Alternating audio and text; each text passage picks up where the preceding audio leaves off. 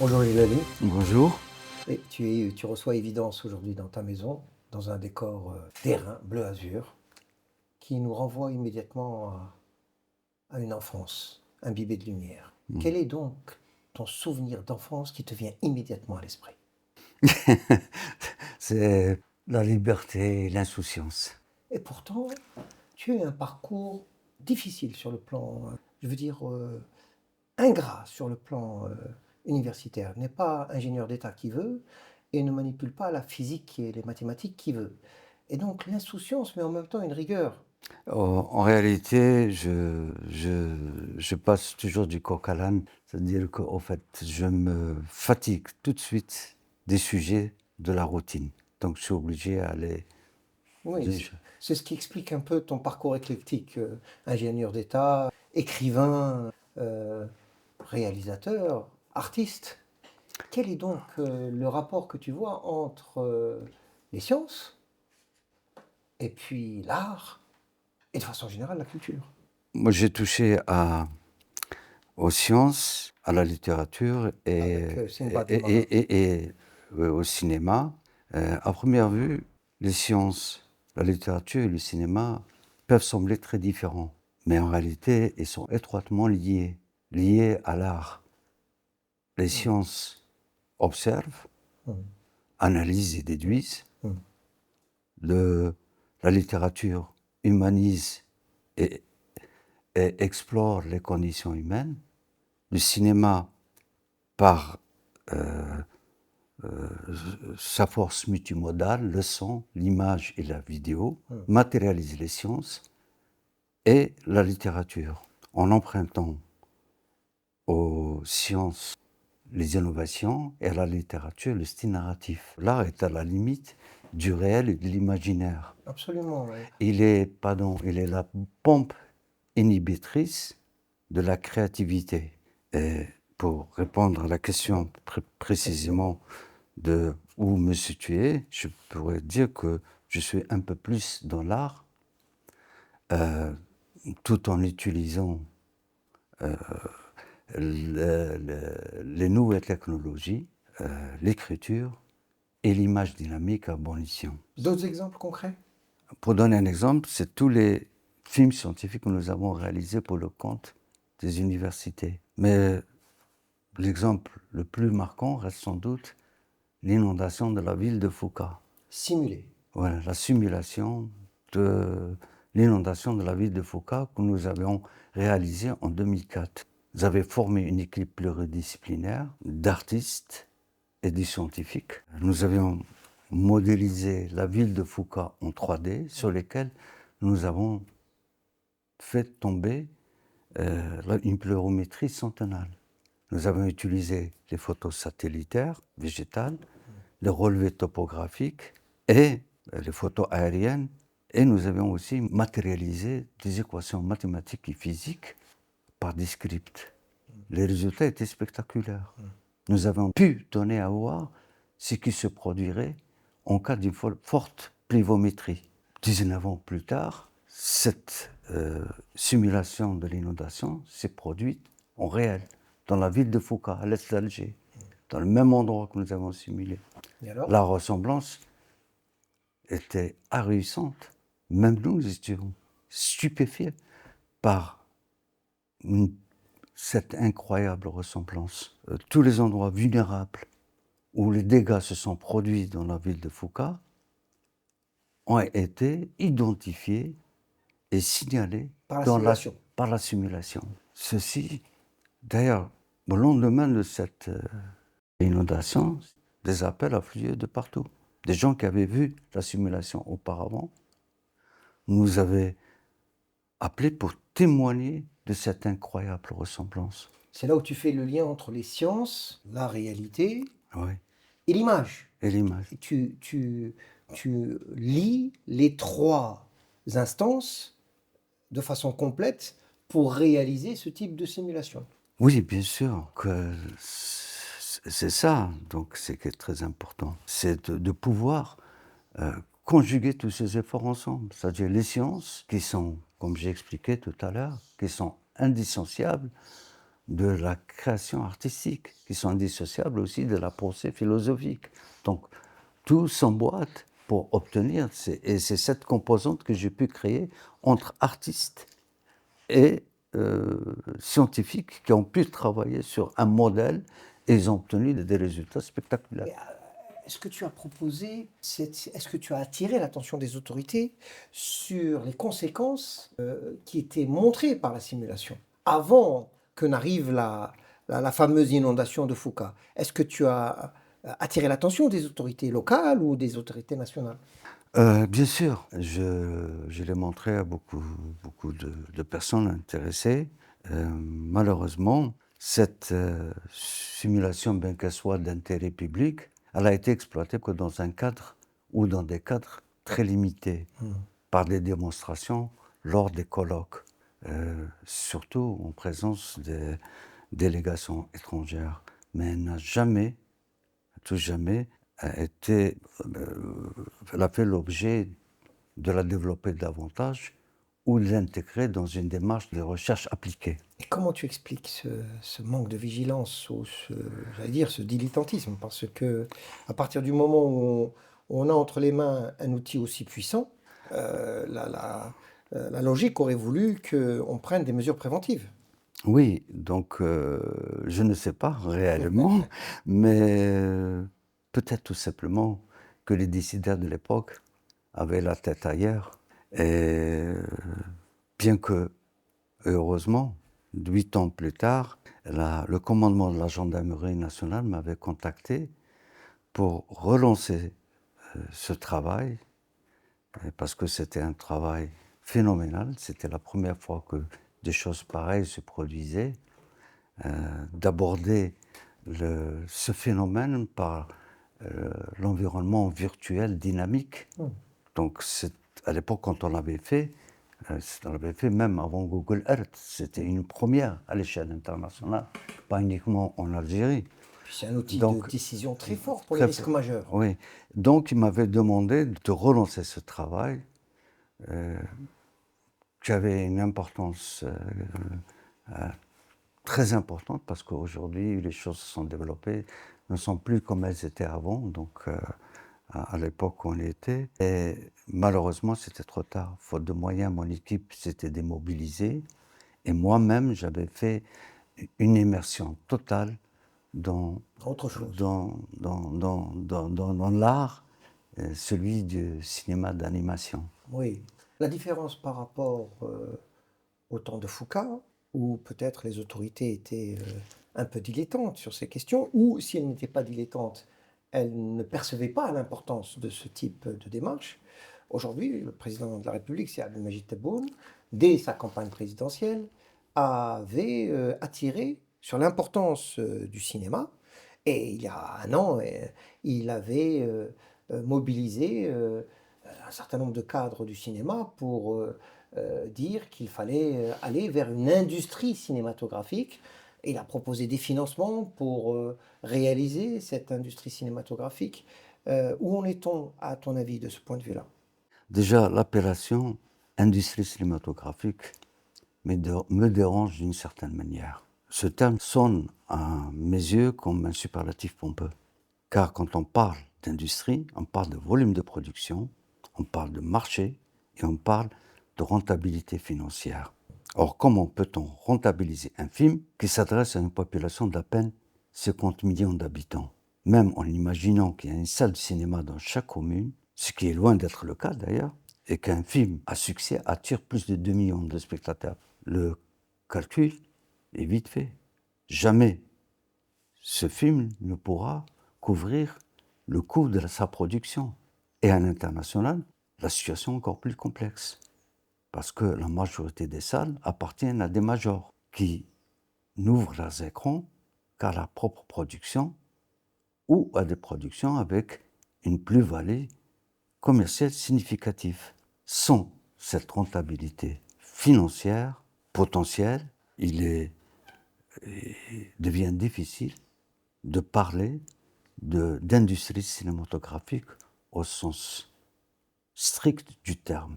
En revanche, je suis convaincu que le cinéma algérien peut jouer un rôle essentiel dans l'économie nationale globale. Car aujourd'hui, l'image est omniprésente. Elle est devenue un vecteur puissant dans tous les secteurs de l'écosystème économique et sociétal. Oui.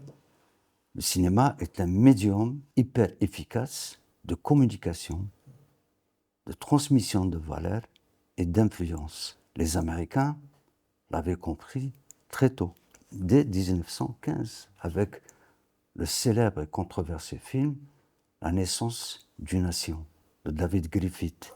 Et ce n'est pas un hasard si le cinéma est un pilier du soft power américain. À part l'Inde, qui dispose d'une population de 1,5 milliard d'habitants, fans de sa musique, qui est le pilier de son cinéma, aucun pays ne finance ses films uniquement pour des raisons commerciales. Ils investissent tous dans le cinéma pour des raisons stratégiques. Investir dans le cinéma, ce n'est pas s'attendre à un retour financier immédiat. On investit dans le cinéma pour la construction d'une projection sur l'avenir, une vision à moyen et à long terme au service de l'identité, de la culture et de l'influence du pays. Bâtir une sorte d'hégémonie culturelle par le cinéma. Très bien, on entend la portée stratégique de ce que tu dis. Le président Tebboune a pourtant insisté sur le fait qu'il y a une liberté de création et que les financements sont là. Il a bien dit l'argent est là. Alors, ça ne suffit pas? Tu vois, avec l'avènement des nouvelles technologies, la production de contenu entre dans une ère de démocratisation. Les coûts de production, autrefois un frein majeur, tendent à diminuer significativement, ce qui rend à terme la liberté de création beaucoup plus déterminante que les moyens financiers. Un artiste ne peut ni ne doit travailler sous des contraintes de lois coercitives. Il a besoin d'un espace de confiance où le dialogue est possible entre le producteur de contenu et le financier. D'ailleurs, moi, personnellement, je ne vois pas un artiste renier la source qui le nourrit. D'ailleurs, ni Remus, ni Romulus n'ont dénigré le lait de la louve qui les a allaités. À mon avis, il est plus judicieux de revoir les contraintes de loi sur le cinéma avant de parler de moyens financiers. Maintenant, le projet Tales of Africa, qui a été un succès à l'international extraordinaire. Est-ce que tu peux nous parler de cette expérience? Comment est venue l'idée? Et qu'est-ce que l'expérience internationale t'a apporté en termes de réflexion par rapport au développement que tu es en train d'indiquer? Les 6 premiers courts-métrages de Tales of Africa 1 ont connu un succès remarquable à l'international. Ils ont été diffusés dans plus de 100 pays et aujourd'hui, ils vivent une deuxième vie avec aussi grand succès sur la plateforme Netflix, Netflix World. Et c'est quoi le concept de Tales of Africa exactement? Tales of Africa est une collection de 55 courts-métrages en film d'animation. Pourquoi 55? 55 parce que représente 55 pays 55 pays africains. africains, d'accord. Donc 55 pays africains mettant à l'honneur la sagesse ancestrale et la richesse de la culture africaine. Chaque film court-métrage de 13 à 26 minutes raconte un conte ou une histoire traditionnelle d'un pays africain. Et chaque court-métrage est porté à l'écran par un jeune réalisateur ou assistant réalisateur provenant du pays auquel appartient le conte. Chaque 6 courts-métrages font l'objet d'un long-métrage cohérent et immersif, offrant une expérience cinématographique immersive. Dans quel but tu as développé ce concept? C'est quoi les motivations profondes? Ces récits sont une autre forme d'invitation pour redécouvrir l'Afrique. Ils sont porteurs de valeurs profondes et authentiques du continent. Une vision du monde, sa vision du monde, ses spiritualités, sa conception de l'humanité, des êtres et de leur environnement. C'est la nouvelle voie d'accès qu'ils offrent pour comprendre l'univers africain. Et ils ambitionnent aussi de contribuer activement à préserver ce patrimoine et à lui donner une vision nouvelle et élargie. Le fait qu'ils soient projetés dans autant de pays et le succès qu'ils ont dans Netflix témoignent de l'engouement du public international à redécouvrir le continent africain. Ce projet est aussi structurant, car chaque jeune réalisateur qui a bénéficié d'une formation au sein de nos studios Dynamica Vision crée à terme sa propre structure et transmet ce savoir-faire à d'autres jeunes de son pays. Et c'est une vertu. Voilà, ça perturbe ce qui permettra aux artistes africains de sauvegarder et surtout de s'approprier leur patrimoine afin qu'il ne soit pas dilapidé comme cela fut le cas pour d'autres ressources. Et ce programme est un projet concret et rassembleur. Il offre les opportunités d'échange et de mobilité entre artistes. Il engendre un esprit de partenariat et d'entrepreneuriat qui stimule la croissance régionale. Et comment tu conçois ce projet magnifique, qui est un projet très généreux de partage et de construction, de renforcement culturel, préservation et renforcement culturel, comment tu conçois ce projet et son rapport à l'Algérie? Quel est le bénéfice pour l'Algérie d'un concept de ce type-là? D'abord, ce projet est une incitation au partenariat interafricain et international. Il actualise l'environnement de production et favorise le dialogue dans la diversité culturelle. Ce projet algérien, par sa réussite, parce que c'est un projet complètement algérien, innovant,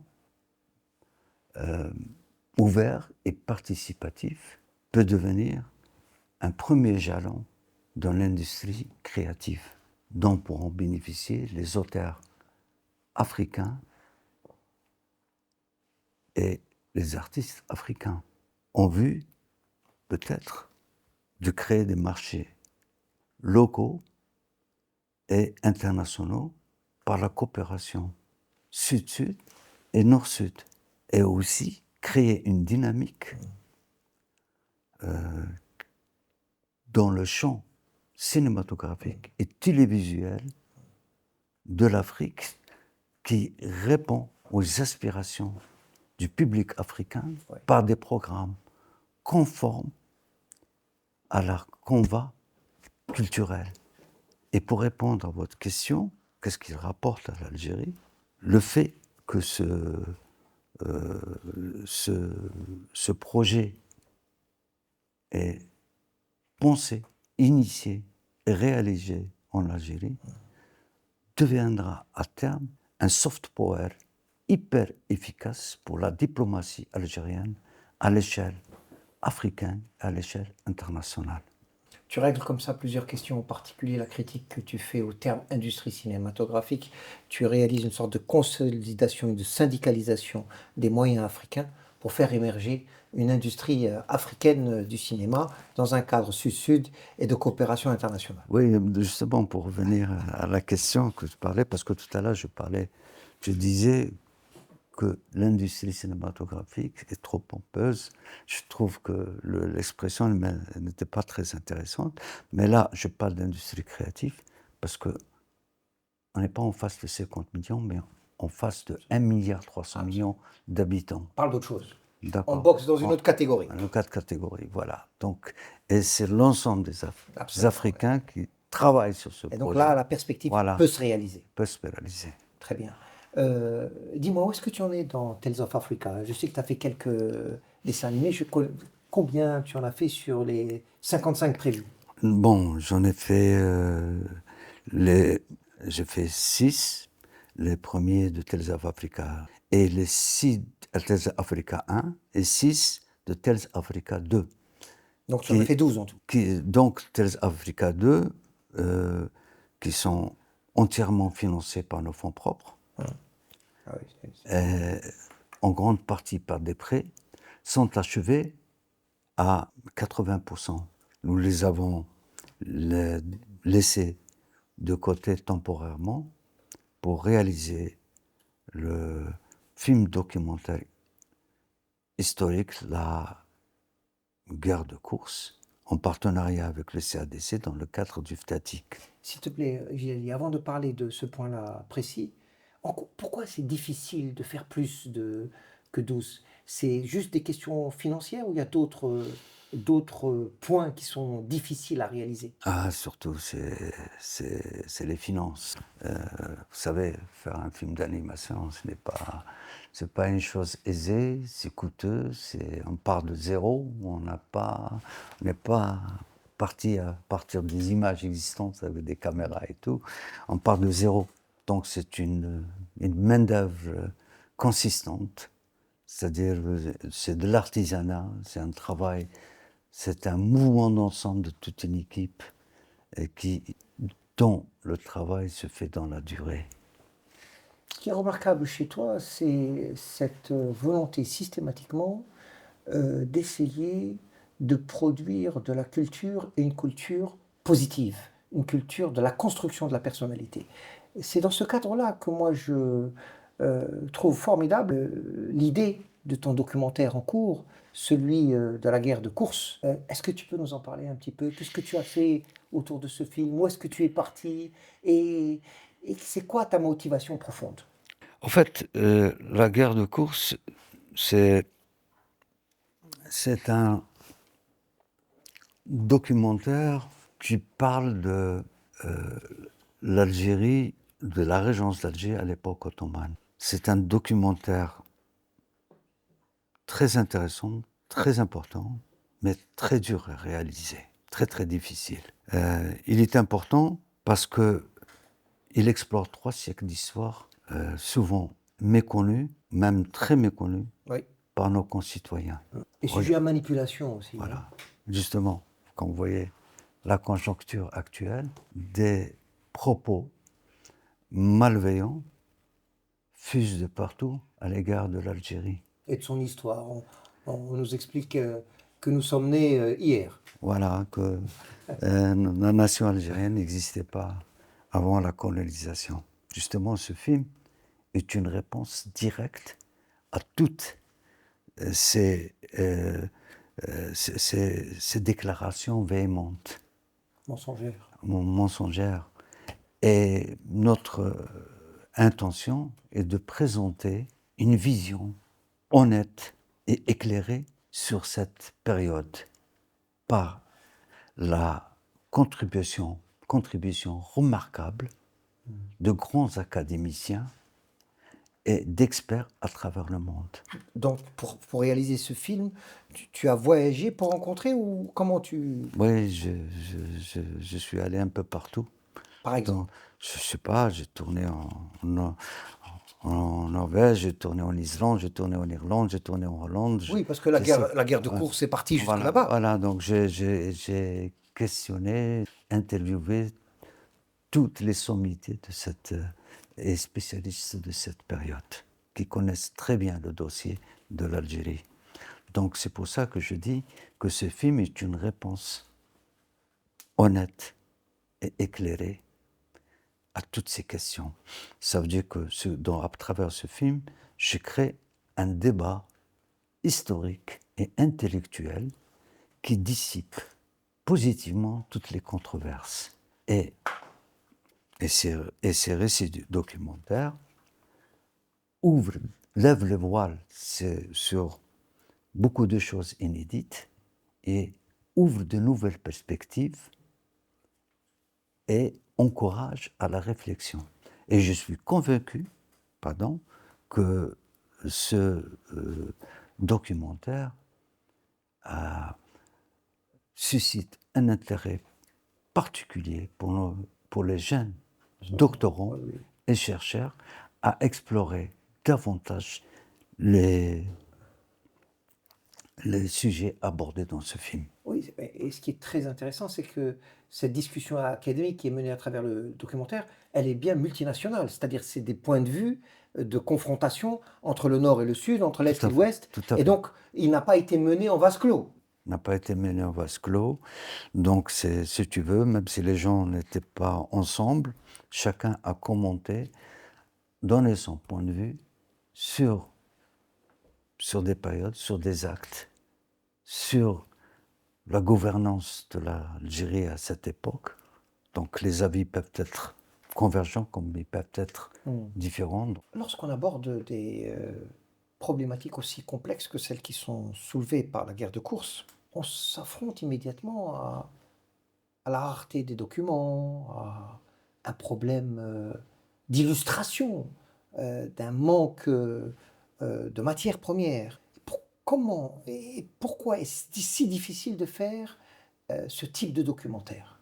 Ce documentaire est difficile. Premièrement, il est crucial de vous rappeler qu'un documentaire historique implique un niveau élevé de rigueur scientifique et de recherche. Contrairement à un film de fiction où la créativité artistique peut souvent prévaloir. Un film documentaire historique exige une précision et une exactitude nécessaires pour garantir l'authenticité et la crédibilité du contenu présenté.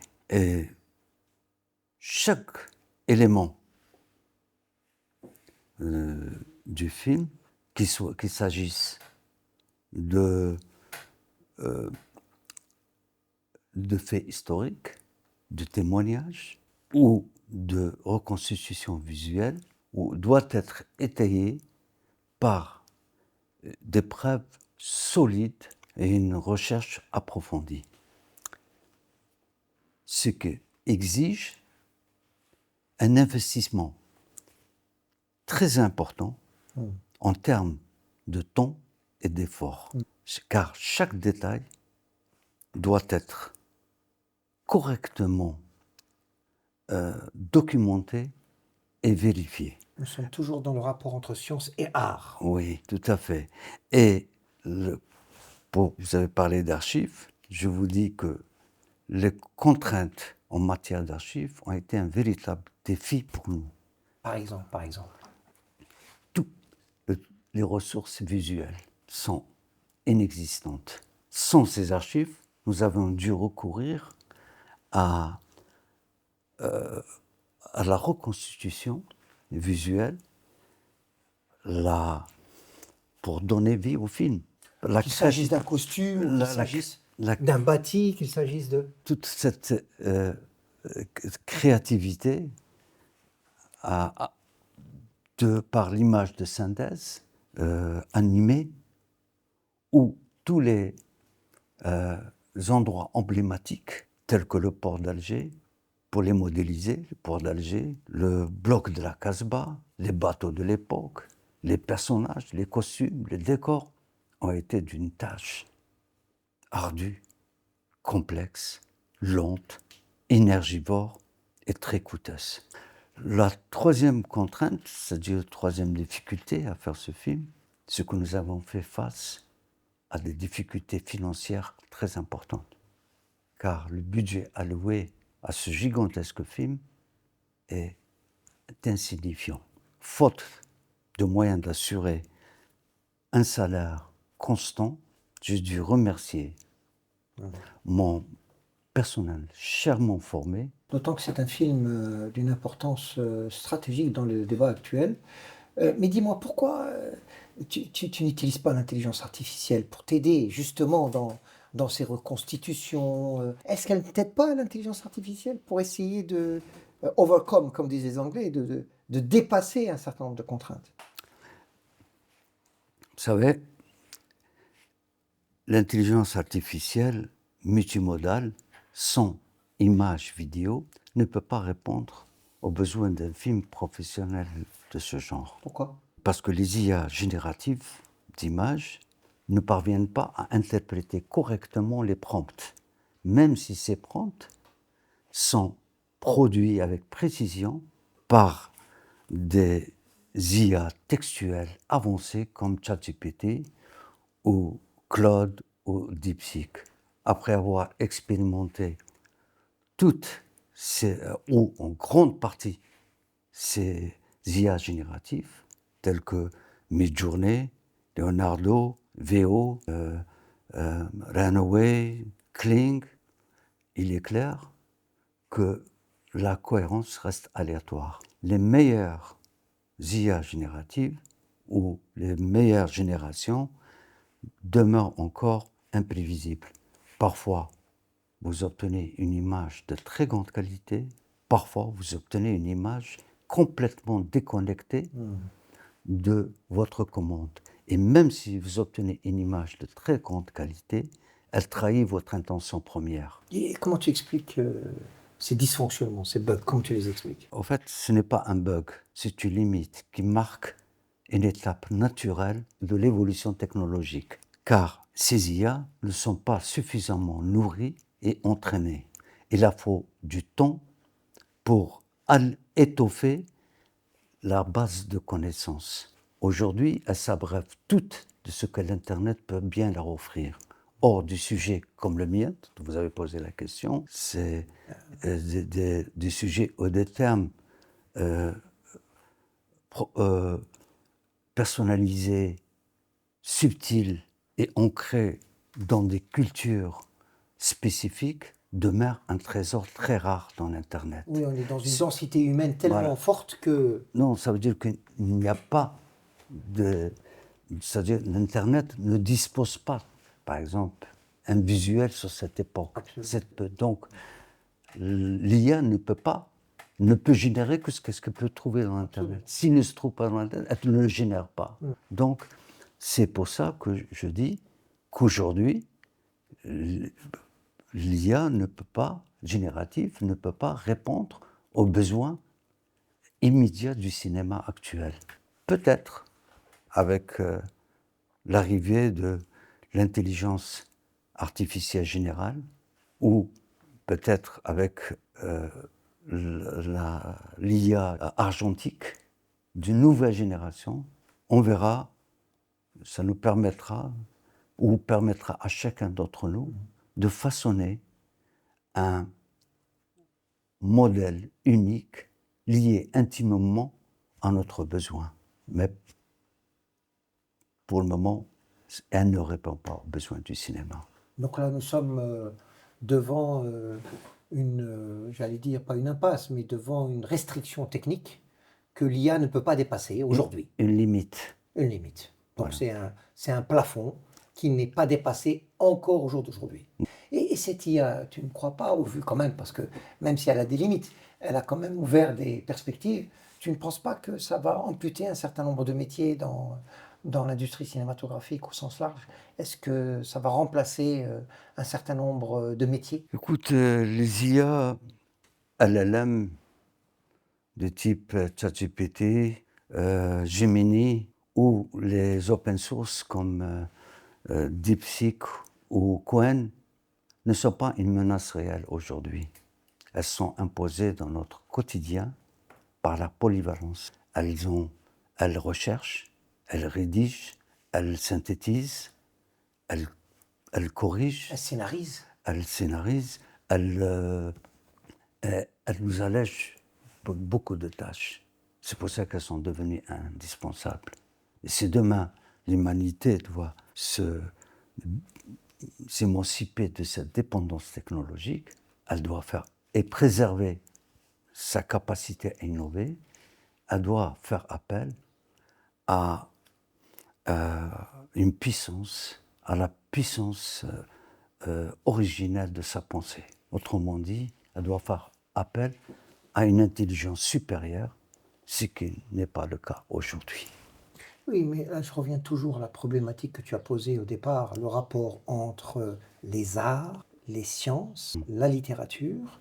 Ici, dans le cas de l'intelligence artificielle, est-ce que c'est une technique qui est en dehors de toute idéologie ou est-ce que l'IA influence notre vision? Tout n'est pas noir ou blanc. Nous sommes sortis du modèle d'automatisme traditionnel, limité à des réponses de oui ou non.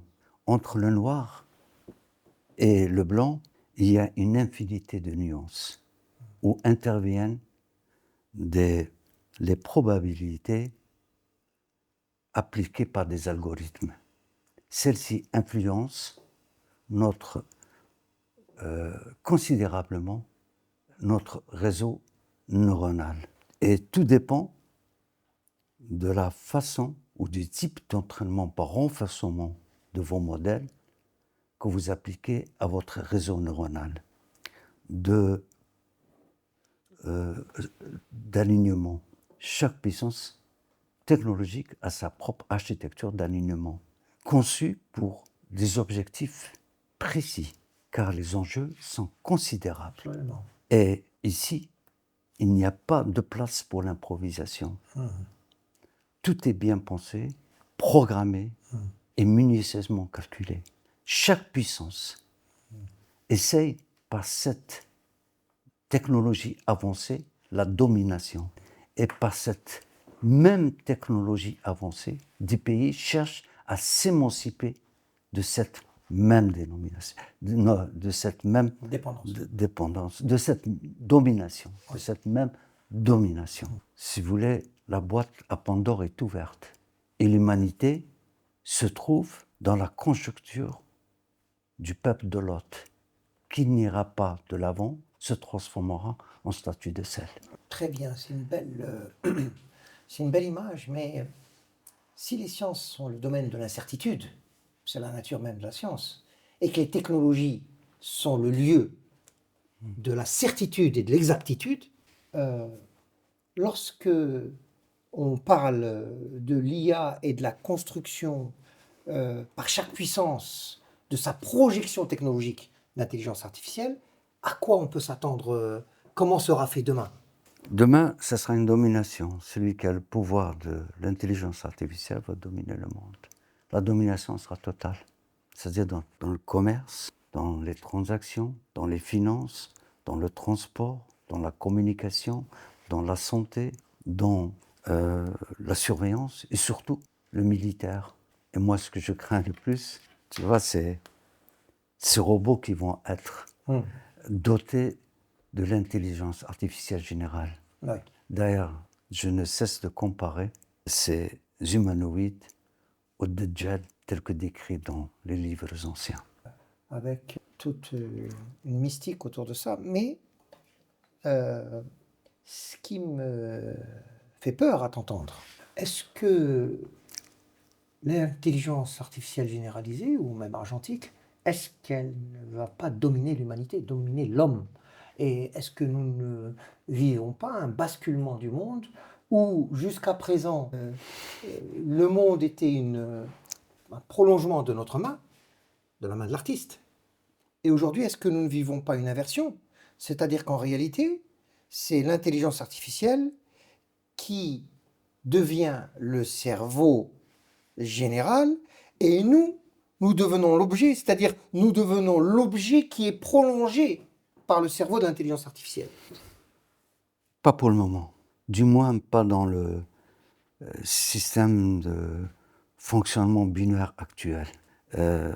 Nous sommes entrés dans une ère où l'information est propulsée par des réseaux toujours plus vastes, avec une vitesse de raisonnement fulgurante.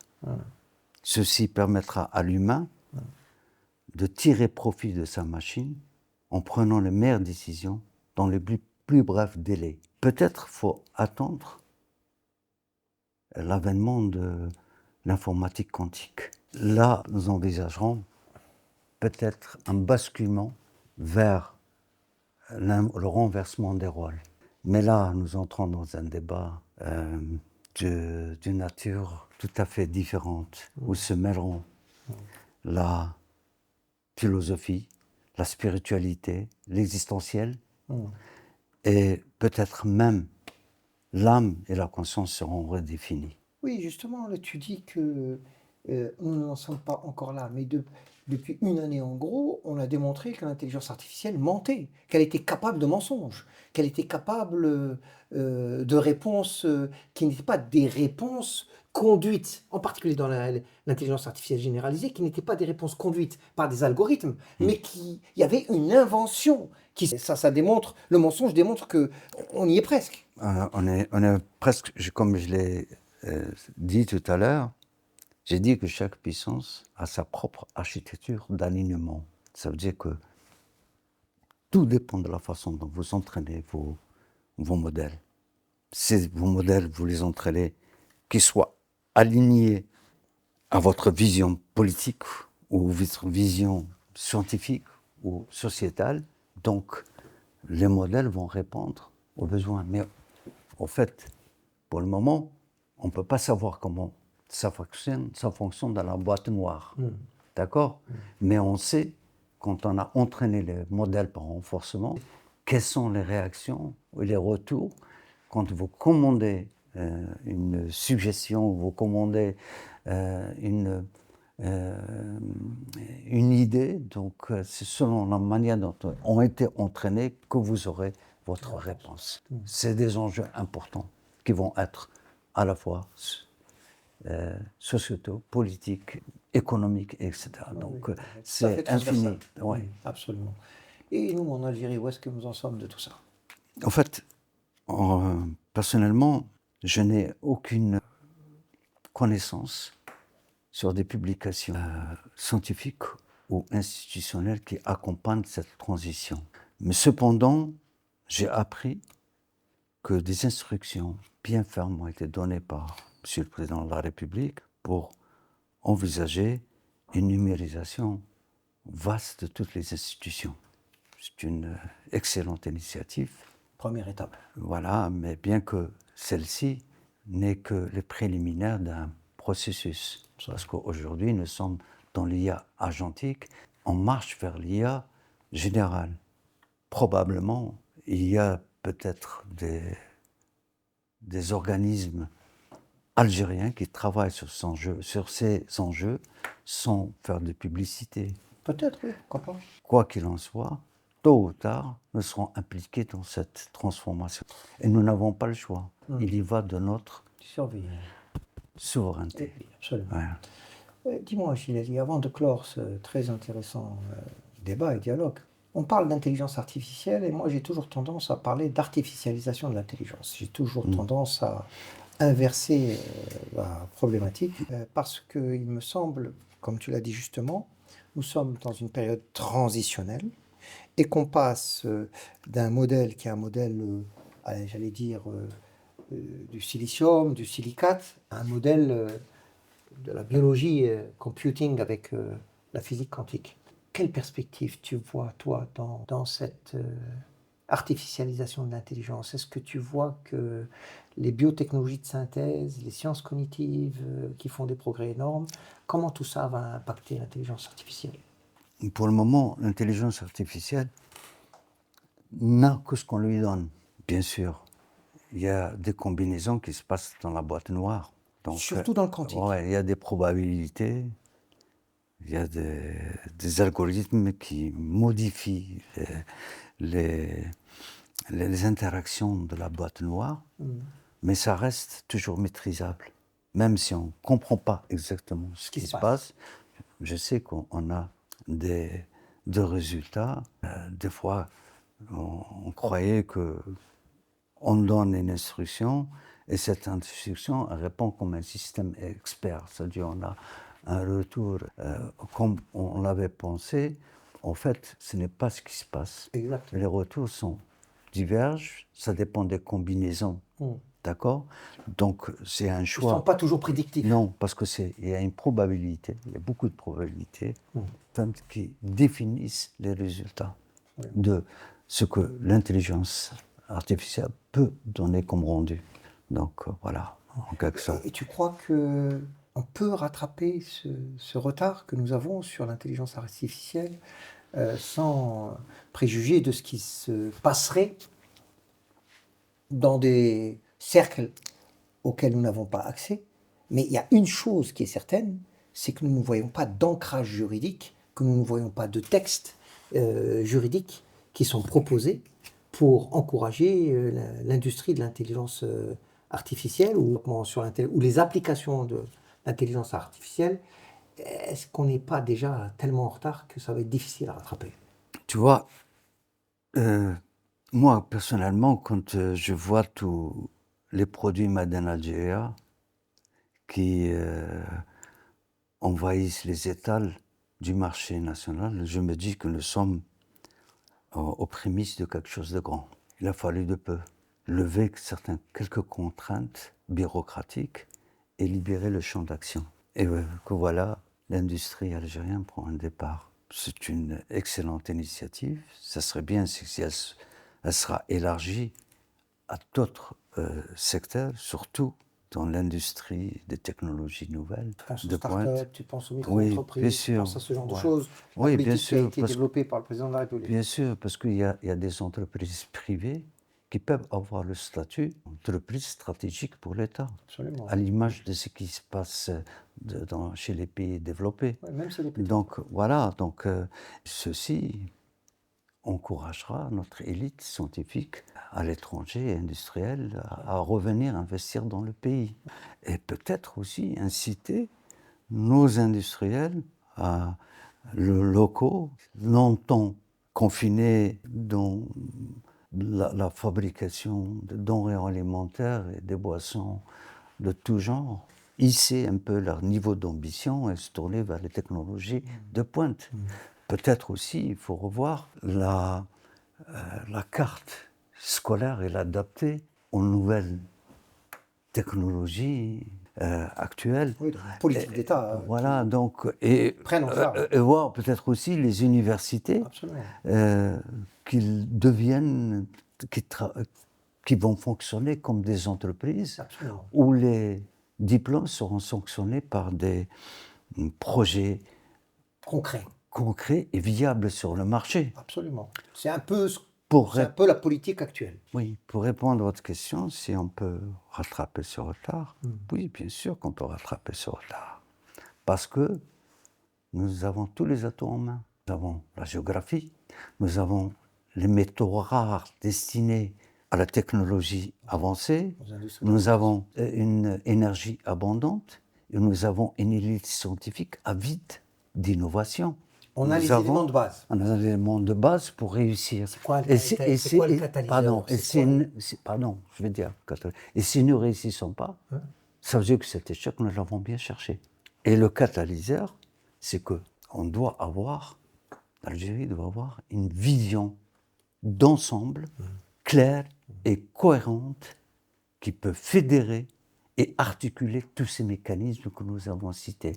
L'ascension fulgurante de la Chine est due au respect de ses plans de développement. Sur 40 plans, elle a déjà réussi 34. Si l'Algérie peut réussir 6 sur 10, on deviendra une puissance économique régionale. Mais pour le moment, et dans les médias, à court terme, nous avons besoin de donner la priorité à la fabrication des semi-conducteurs au même titre que la sécurité alimentaire. Je te remercie, Gilali, c'est le mot de la fin. L'intelligence artificielle, les technologies avancées au même niveau que la sécurité alimentaire. Je te remercie. Merci.